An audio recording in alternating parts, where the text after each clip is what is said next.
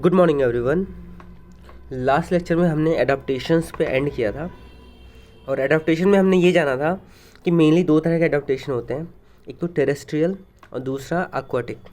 Terrestrial adaptation मतलब ये होता है कि ज़मीन के ऊपर का जो एडाप्टेशन होता है उसको टेरेस्ट्रियल एडाप्टेशन बोलते हैं, और एक्वाटिक मतलब जो पानी के अंदर का एडाप्टेशन होता है। अब टेरेस्ट्रियल एडाप्टेशन में कई तरह के एडाप्टेशंस हो सकते हैं। उसमें जो है डेजर्ट एडाप्टेशन हो गया, हिली एरियाज़ में एडाप्टेशन अलग तरीके का, जो ग्रास लैंड होगा उस पर अलग एडाप्टेशन होगा। ठीक है, तो हर तरह का अलग अलग एडाप्टेशन होता है। हमने स्टार्ट किया था हैबिटेट से। हैबिटेट बेसिकली क्या होता है? हैबिटेट जो है कोई भी लिविंग ऑर्गेनिज्म है उसका जो नेचुरल होम होता है उसी को बोलते हैं हैबिटेट या फिर नेचुरल हैबिटेट। वैसे मान लो कोई भी पेड़ पौधा है, वो अपने नेचुरली जहाँ पे उगना चाहिए उस जगह पे अगर उग रहा है तो उसको क्या बोलते हैं? वो उसका नेचुरल हैबिटेट है। हैबिटेट मतलब उसका घर। तो सिंपल लैंग्वेज है। अगर हमने जब हमने ये चैप्टर स्टार्ट किया था तब वहाँ पे ये लिखा था कि the surrounding in which a living thing, उसमें भी आप ये बोल सकते हो एनिमल्स और plants live in is called its habitat. या उसकी जगह पे आप ऐसे भी बोल सकते हो the natural home of an animal और अ ट्री। इसी को क्या बोलते हैं? हैबिटेट या फिर नेचुरल हैबिटेट। अब इस पे हमने ये भी डिस्कस किया हुआ था कि ज़ू जो है क्या वो उसका नेचुरल हैबिटेट है किसी भी जानवर का? तो आंसर इज़ नो। क्यों नहीं है? क्योंकि ज़ू को इंसानों ने बनाया, फिर उसके बाद वहाँ पे अलग अलग तरीके के जानवरों को ला के रख दिया। अब वो अलग अलग तरीके के जानवर जो थे वो अपने आप को अडॉप्ट कर लिया उन्होंने अपने इस नए तरीके के इन्वायरमेंट में। दैट डजंट मीन कि ये उसका नेचुरल हैबिटेट हो गया। अगर वो रहना सीख लिया हो दैट डजंट मीन कि वो उसका नेचुरल हैबिटेट था। उसको अलग से ला के रखा गया वहाँ पे, उसको सरवाइव करना था। सरवाइव करने के लिए उसने इस नए कंडीशन में अपने आप को ढाल लिया। ठीक है, तो अलग अलग तरीके के जानवर के अलग अलग हैबिटेट होते हैं। जैसे अगर पोलर बेयर्स हैं तो वो पोल्स में मिलेंगे।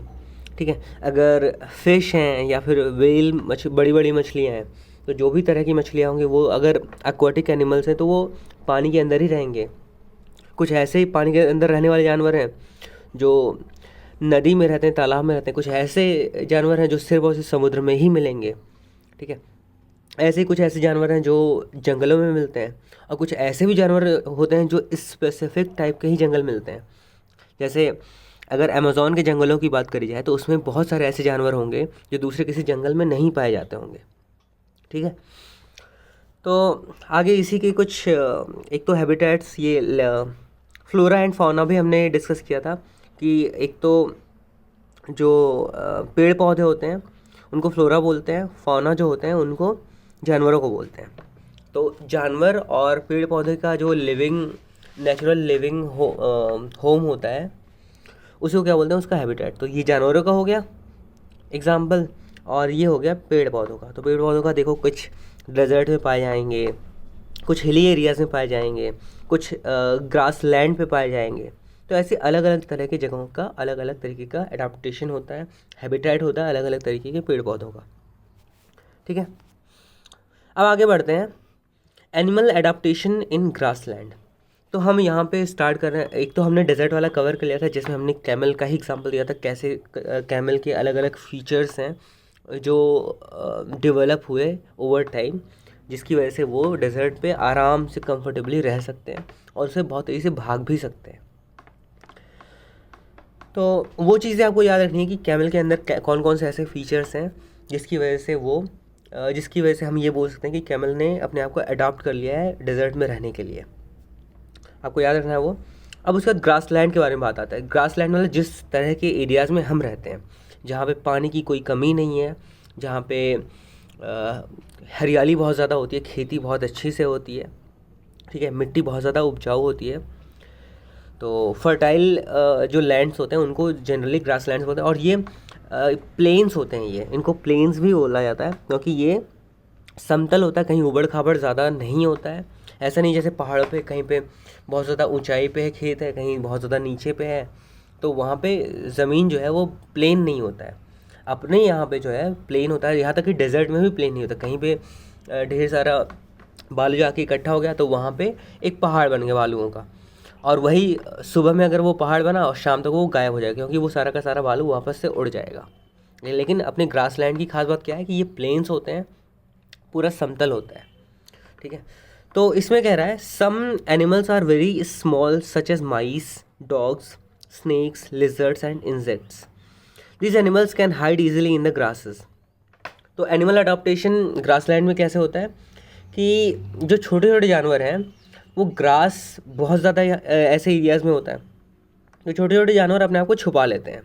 जो भी छोटे मोटे जानवर होंगे, स्नेक हुआ, डॉग्स का तो ऐसे यहाँ पे बहुत सही एग्जांपल नहीं होगा, लेकिन हाँ माइस जो अपने आप को बहुत अच्छे से छुपा लेते हैं, स्नेक्स छुपा लेते हैं, लेजर्ड्स छुपा लेते हैं, इंसेक्ट्स छुपा लेते हैं। अगर लेजर्ड्स की बात करी जाए तो हम कैमेलियन की भी बात करेंगे। कैमेलियन जो होते हैं वो अपने आप अपना कलर भी चेंज कर लेते हैं, ठीक है।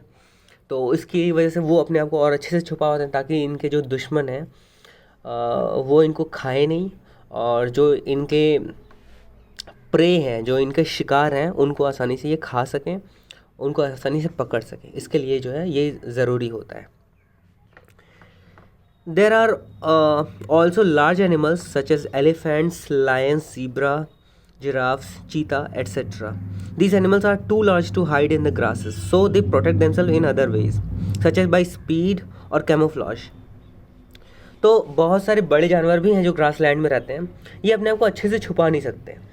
तो अपने आप को बचाने के लिए, प्रोटेक्ट करने के लिए, या दूसरे का शिकार करने के लिए, अपने भोजन के लिए इनके पास दूसरे तरीके मिले हुए हैं। तो उसमें दो तरीके हैं, कौन कौन सा? एक तो स्पीड है और दूसरा कैमोफ्लाज। स्पीड जो है वो इसकी वजह से अगर इनका जो शिकार है वो भाग भी रहा है तो ये इनका पीछे करके उसको पकड़ सकते हैं। और दूसरा कैमोफ्लाज। कैमोफ्लाज में क्या होता है? कैमोफ्लाज का मतलब ये होता है कि अपना कलर सिचुएशंस के हिसाब से चेंज कर सके जो भी चीज़। जैसे कैमेलियन की बात करी थी कि अब जैसे कोई ग्रीन लीव्स हैं तो ग्रीन लीव्स के हिसाब से वो अपना कलर ग्रीन कलर का कर लेते हैं। लेकिन शेर वगैरह जो है, लायंस, ये लोग क्या करते हैं, जो ग्रास होता है, जो सूखे ग्रास होते हैं या ब्राउन कलर के ग्रास होते हैं, उसके बीच में जाके आसानी से छुप जाते हैं। तो वो दूर से लगता है कि वो घास ही है, ठीक है। तो ब्राउन कलर का जो घास होगा उसके अंदर अपने आप को आसानी से छुपा लेते हैं और फिर अपने शिकार का इंतज़ार करते हैं कि कब वो सही टाइम मिले इनको और उनके ऊपर छलांग लगा सकें। तो कैमोफ्लेज का ये मतलब होता है कि अपने सराउंडिंग ऐसा हो, सराउंडिंग के कलर के हिसाब से अपने आप को उसी सेम कलर में ढाल लेना है, या ऐसे ही करके उसमें अपने आप को छुपा लेना है, ठीक है। अब जैसे मान लो कैमोफ्लेज का सबसे बढ़िया एग्जांपल है जो आर्मी वाले ड्रेसेस होते हैं। आर्मी वाले ड्रेसेस को कैमोफ्लेज कलर, उनका जो कलर होता है उनको कैमोफ्लेज बोलते हैं। कैमोफ्लेज क्यों बोलते हैं? क्योंकि जनरली जो आर्मी ग्रुप्स होते हैं, आर्मी ट्रूप्स होते हैं, उनको ऐसी जंगलों में भेजा जाता है जहाँ पे ग्रास बहुत ज़्यादा होगा। तो उसके बीच में अगर वो लेट जाते हैं तो अगर दूर से देखा जाए तो लगता है कि हाँ वो घास ही होगा, ठीक है। तो कलर का जो है मिक्सअप हो जाता है, इसलिए दूर से लगता है कि वो एक ही चीज़ होगी, घास जैसा ही कुछ होगा, ठीक है। तो कैमोफ्लेज का ये फ़ायदा होता है कि दूर से जो एनिमी होता है उसको कलर का डिल्यूजन हो जाता है, इल्यूजन हो जाता है, और इसी वजह से उसको पता नहीं चलता है कि सामने से हमारा एनिमी है, ठीक है। Some animals like elephants, giraffes and rhinos are so large that predators cannot easily attack a healthy adult. अब देखो यहाँ पे ऐसा कर सकते हो कि यहाँ से एलिफेंट हटा सकते हो, यहाँ से डॉग हटा सकते हो। और इसमें ये कह रहा है कि some animals like elephants, giraffes and rhinos are so large that predators cannot easily attack a healthy adult. अब देखो जो ग्रासलैंड के इस तरह के एनिमल्स जैसे एलिफेंट्स हुए, जिराफ्स हुए, राइनोस हुए, ये काफ़ी बड़े भी होते हैं और इनकी स्पीड उतनी नहीं होती है।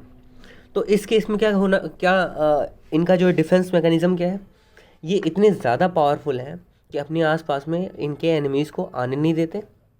दूसरा, इनको फूड के लिए दूसरे जानवरों के ऊपर डिपेंडेंट नहीं होना पड़ता। ये शाकाहारी होते हैं, मतलब हर्बीवोर्स होते हैं। ये हर्बीवोर्स होते हैं, तो हर्बीवोर्स जो होते हैं उनको फूड इजीली मिल जाता है, कहीं पे भी इनको पेड़ पौधे से पत्तियां मिल जाएंगी खाने के लिए। तो इनको एक तो इनका डिफेंस मैकेनिज़्म ये है कि ये बहुत ज़्यादा पावरफुल हैं, बहुत ज़्यादा लंबे हैं, हट्टे कट्टे हैं, कि दूर से ही इनको अपने एनिमीज़ दिख जाते हैं और उनसे अपने आप को प्रोटेक्ट करना इनके लिए बहुत ज़्यादा ईजी होता है, ठीक है, क्योंकि बहुत ही ज़्यादा ये पावरफुल होते हैं। यहाँ तक कि शेर भी एलिफेंट से बहुत ज़्यादा डरते हैं, राइनोज से बहुत डरते हैं।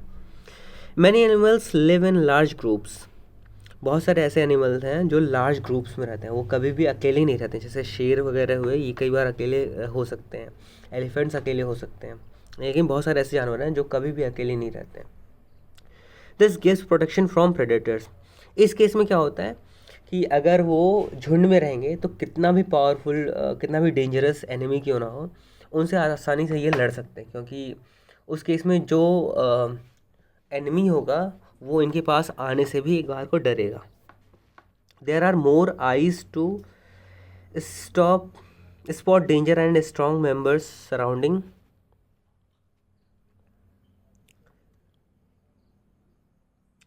दैट पर्टिकुलर एरिया, ऐसा बोल सकते हैं।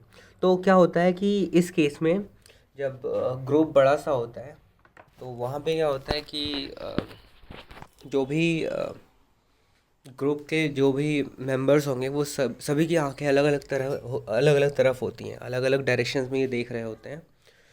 तो उसका फ़ायदा ये होता है कि दूर से पहले से ही पता चल जाता है कि डेंजर किधर से आ रहा है। जब ये पहले से डिसाइड हो जाए कि डेंजर इस पर्टिकुलर तरफ से आ रहा है, तो अपने आप को वो डिफेंड करने के लिए पूरा एक स्ट्रेटजी यूज़ कर सकते हैं।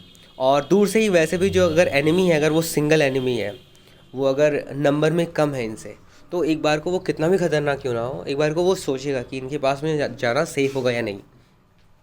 कई बार बड़े बड़े जंगलों में या बड़े बड़े ऐसे ग्रासलैंड्स में बहुत सारे बफेलोस एक साथ में घूमते होते हैं, तो उनके पास में भी शेर जाने से डरता है। फिर उसके बाद आगे क्या कह रहा है, grasses grow from the base, creeping stems above the ground are called stolons and those below the ground are called rhizomes. Stolon, ये ग्रासलैंड के बारे में बात हो रही है। इसके पहले ग्रासलैंड एनिमल के बारे में बात हो रही थी, इस केस में ग्रासलैंड में जो पेड़ पौधे प्लांट्स थे उनके बारे में बात हो रही है। तो grasses grow from the base, creeping stems above the ground are called stolons. तो अगर घास की बात करी जाए तो घास का जो ऊपर वाला पार्ट है, ये जो ज़मीन से ऊपर वाला पार्ट है, उसको क्या बोलते हैं, स्टोलॉन्स। और जो नीचे वाला पार्ट होता है उसको क्या बोलते हैं, rhizomes. As these creeping stems spread out, shoots grow up and produce leaves. ये जो क्रीपिंग स्टेम्स होते हैं, जब ये फैलने लगते हैं, उसके बाद से उसमें से लीव्स, पत्ते निकलने लगते हैं। The deep spreading root system make sure that even in drought the plants are able to get water. तो घास की क्या खास बात होती है कि अगर कितना भी सूखा क्यों ना पड़ जाए, उस केस में भी अपने आप को ये सर्वाइव करना जानते हैं, क्योंकि इनका जो रूट सिस्टम होता है इतना ज़्यादा ब्रॉडन होता है, इतना ज़्यादा फैला हुआ होता है कि वो ऐसे सिचुएशन में भी पानी खोज निकालता है ज़मीन में से। Long narrow leaves like grass do not lose as much water in the heat as big leaves do. जो लंबे लंबे पतले पतले लीव्स होते हैं घास के, वो कम पानी जो है लॉस करते हैं, लूज़ करते हैं। तो इसी वजह से ये ज़्यादा टाइम तक सर्वाइव भी कर पाते हैं और इनको बहुत ज़्यादा पानी की ज़रूरत भी नहीं पड़ती है, ठीक है। Grass can be cut quite close to the ground and new leaves sprout from the base of the plant. This means that grasses can be eaten and walked on by animals. तो grass की खास बात क्या होती है कि अगर जो चरने वाले जानवर होते हैं वो अगर चर भी रहे हैं और पूरा का पूरा घास ऊपर का खा भी जा रहे हैं, उसके बाद से भी नीचे से पत्तियाँ निकल जाती हैं। मतलब ये किसी भी कंडीशन में अपने आप को सर्वाइव करने के काबिल बना लेते हैं कि अगर इनका ऊपर वाला जो स्टेलॉन वाला पार्ट अगर ख़त्म भी हो जाता है तो वापस से नए स्टेलॉन्स आ जाएंगे, उससे नए लीव्स आ जाएंगे। तो इसीलिए जो है ग्रेजिंग एनिमल्स होते हैं उनके लिए अच्छा होता है कि अगर वो आज ग्रेज कर भी गए, उसके बाद भी चर भी गए, उसके बाद भी वापस से नए लीव्स निकलेंगे और वापस से वो कुछ दिनों में हरा भरा वो हो जाएगा वो पर्टिकुलर एरिया, ठीक है। तो ऐसे करके वो अपने आप को जो है बचा कर रखते हैं, सर्वाइव करते हैं जो ग्रासेस होते हैं इन ग्रास लैंड्स में, ठीक है। तो आज यहीं पे ख़त्म करते हैं, बाकी हम नेक्स्ट लेक्चर में मिलेंगे। तब तक के लिए थैंक यू।